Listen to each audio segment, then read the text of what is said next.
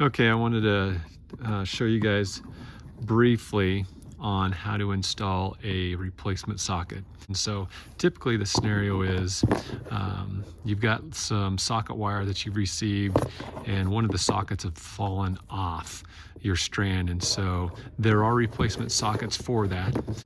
And the way it works is we have them in C9 and C7.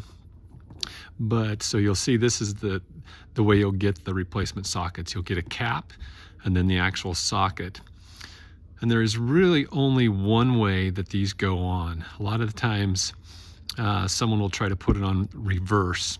So the easy way to know how they go is this rib section, or this raised section of the socket, needs to match up with the raised section on the clip.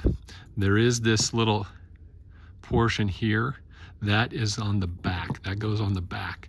And so the correct way to install these is just make sure you're lining up this tall portion on the cap with this portion on the socket. And then ultimately all you're going to do is snap them together.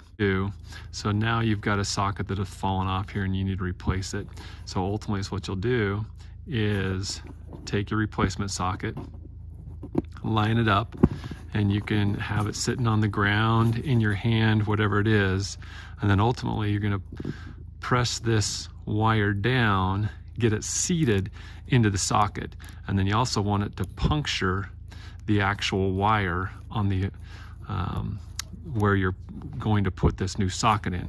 Once you clip the end cap onto the socket, you will not be able to get the socket off. So make sure it's in the right spot where you want to put this replacement socket. And then again, as you're adding this socket on, you've got a clip.